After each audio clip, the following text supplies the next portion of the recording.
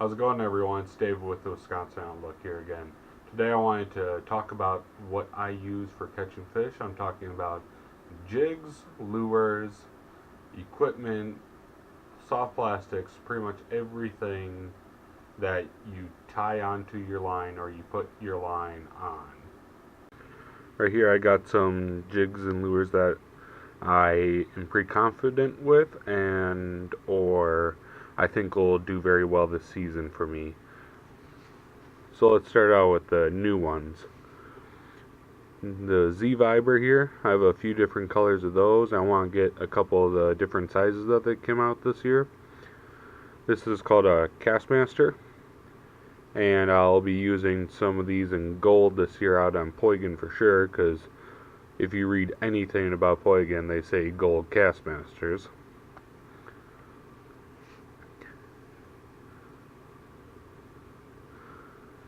And this little jig right here with a little bit of marabou on it, I don't know anything about these jigs except they were at a clearance bin at Fleet Farm. So I'm excited to give these a try. I think they'll have some great action underwater. So now that I've mentioned those, we'll just move these out of the way for now. So let's start off with this little bait right here. It's called a perch talker. It's got a long little chain on there down to a little treble hook, and it's got these little beads and such that shake around a little, and then it also puts off a flash. This is what I call a flash attractant lure. Usually the idea behind this is that the fish are attracted to this up here from a distance, but then when they get in close, they zoom into whatever you have on that hook there. I've caught a few fish on this last year, and I hope to catch a bunch of perch on it this year. This one is called a Swedish pimple. This one I have here, I just have a single hook on there instead of the treble hook that comes on them standard most of the time. And they usually come with this hook too, but it helps me increase my odds of hooking fish sometimes, so I like that single hook. But this is also a flashing lure. It really attracts fish in, but they'll also hit this part too. Last year I had a lot of perch try to hit this little red fin part on there, and they were really going after this, so I'm really excited to use this some more and catch some more big perch on it.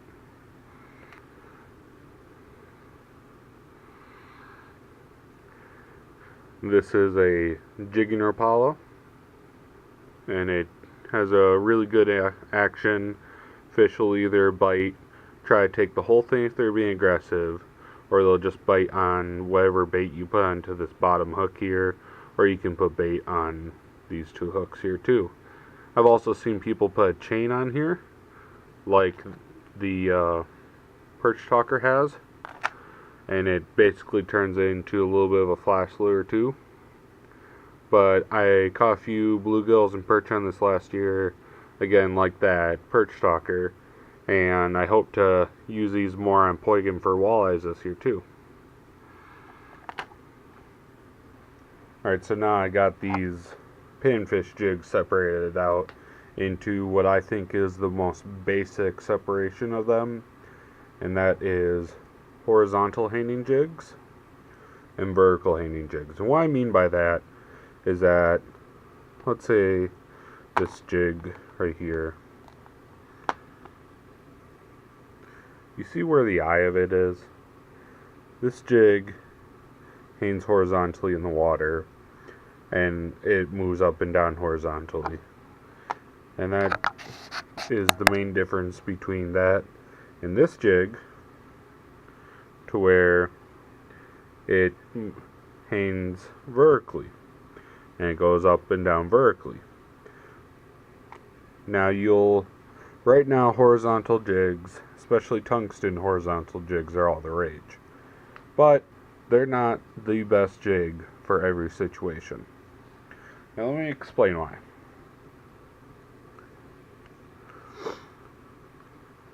This jig right here, if you look at it, you can see that it's very flat, and it's also made of lead. It's very light. for its size. So when I drop this, it's going to drop slowly, and it's also going to flutter a little bit on the way down. And that can be very big when you're catching fish that are not very active. And so they see that jig fluttering down, and it really gets them ramped up. And a lot of times, if the bite is really slow, I drop this jig down there, let it just flutter down at a nice slow speed. They will smack it before it gets to where I wanted it to go. Now, the advantage of tungsten is that it's more than twice the weight of lead for its size. It's a lot more dense than lead. And so what that translates into basically is that you can have a smaller jig that's heavier, and so that means that you'll get more feeling from your jig. You'll get a much more precise jigging cadence with it, and you'll be able to get down to the fish a lot faster, which can be very important because now we know a lot more about like basin crappies and roaming perch and stuff like that, to where you have to be following the fish, getting down to them. You maybe only get 2 or 3 fish per hole, and then you have to move again and find them again. So that's where that comes into play. It's very hot, run and gun geared, and it does work really, really well. I love tungsten. Don't get me wrong, I love tungsten. But it's not the win-all, be-all. Now, one of the reasons why I decided to pick up these jigs in my jig box versus other jigs is because these jigs basically represent all the types of my jigs in my jig box. There's going to be some color and a little bit of shape and size variation, but this is pretty much a good representation. Like, I have a few of these guys. Still haven't really used them to catch fish yet, but maybe eventually I will. They're really big, so maybe for perch or some big gills or something. Still not sure about that.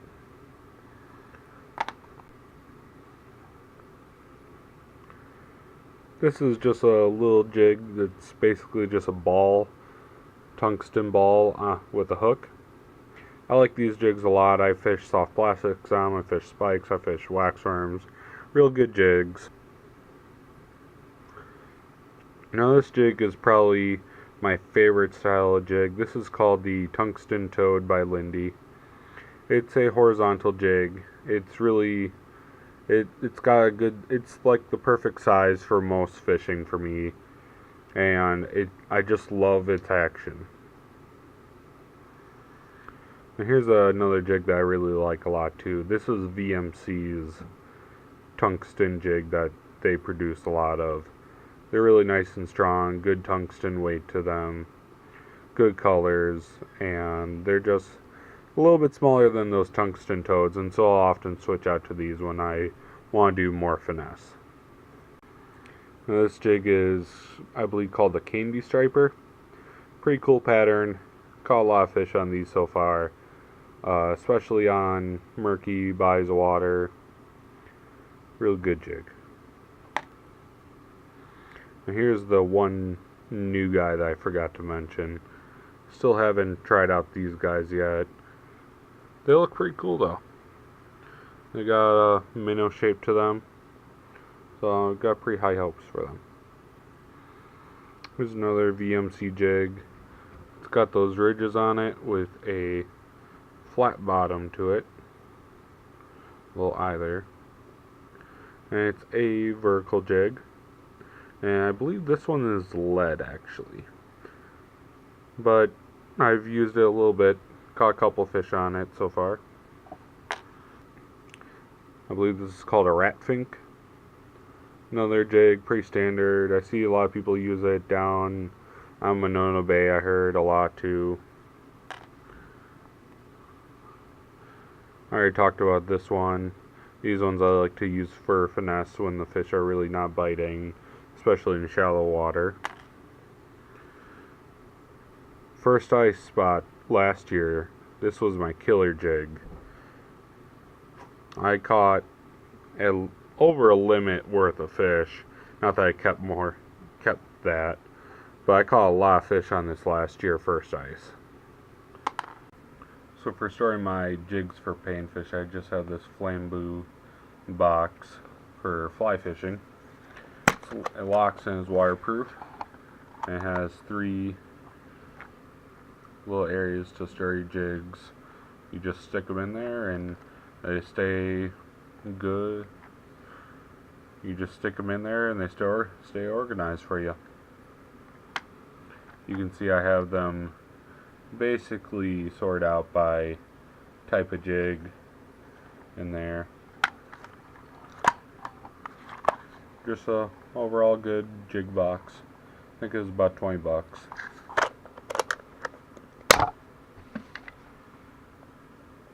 In this box I just have my spoons and such in there. It's by Eagle Claw, pretty simple. Notice I have a couple different jig type things in there that I'm not very popular with me. In this box I just have my kind of bigger stuff. Got my few Z-vibers in there, my jigging wraps, basic stuff, some swivels.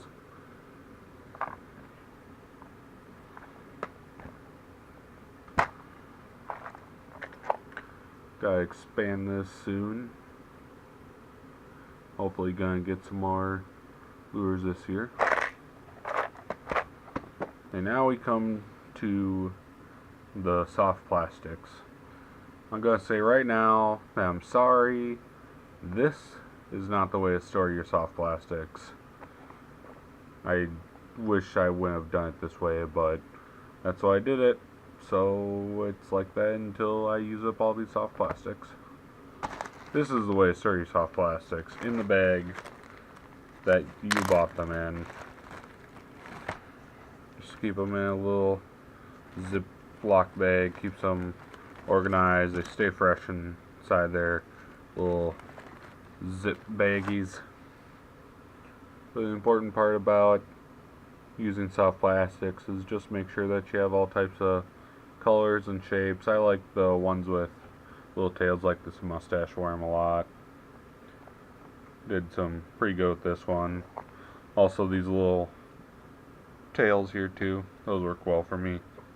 I'm just slowly learning soft plastics more, and just so far the key is just to make sure you have a variety of shapes and colors and keep at it.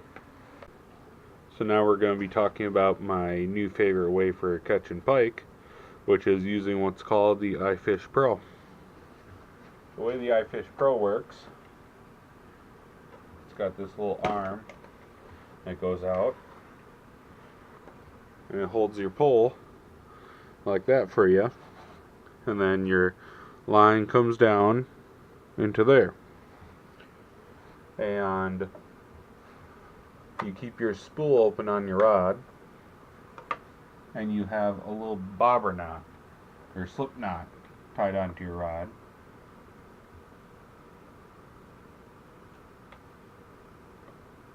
And you just set it like that with this little bit on there.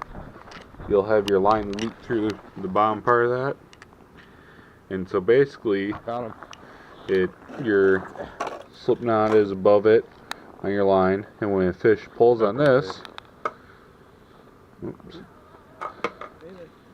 puts the flag up, but your line's still able to go down, this also covers your hole for you so that you don't get a bunch of snow, and it helps keep the hole from icing up too bad. And so the fish can take line, but you know that the fish is there, so you come up, pull the rod out, set the hook, and there's a little slot here. Just move it out of the way of your hole and fight your fish in on the rod. Now I'll talk about what ended up being my favorite way to catch perch last year. Especially first ice, I was able to get on a couple of really nice perch, a couple of 12 inchers I caught. on this thing. And what this is called a tip down. The way a tip down works is you have a rod. This one happens to just be a schoolie style rod. And basically all I have rigged on here is a simple hook and a sinker. And for this one I'll put a minnow on here. And your rod sets on there like that. And your line goes down into your hole. You'll have the hole right about there. And so when the fish pulls on your line, this rod is neutrally weighted, so it can take this down without any force at all. You can take it all the way down to the hole, and that way you'll know a fish is on because the tip of the rod is going down. You just walk over, lift it up, and set the hook and pull it in by hand. There are other tip down models like the Sullivan tip down or the My Third Leg tip down, which can use a regular rod on a different type of stand. I just happened to get these ones and they worked out really well for me. The last item I wanted to talk about is my rod box. This is the Eagle Claw rod case. It fits a few rods, but I cram a lot of rods in here. And because I like to use a variety of different rods, they all have different purposes for me. So this rod box I actually really like. Works really well for me. I can store my tackle in here, like my jigs and lures and stuff, and my rods, and my soft plastics in here. And it's just all nice in one place for me. Right now I think they run about $40 usually, but I know you can get them cheaper. I know last year they had them on sale at Fleet Farm for about $25 a piece, which is really dirt cheap, but that was at the end of the year, so that's why that was. But if you need a rod case and you want to be able to carry all your stuff in it too, try thinking about getting the Eagle Claw one. That's going to do it for today's video, guys. I hope that you're getting excited for ice fishing. I hope you're staying safe out there, and I hope that you've enjoyed this video. Please leave a comment telling me what you use for fishing, and telling me if you found ice yet at all, or just tell me if you're excited for ice fishing. Make sure you follow my Instagram, that's at Wisconsin Outlook, and my Facebook page, Wisconsin Outlook. Thank you for watching, and I'll see you next time.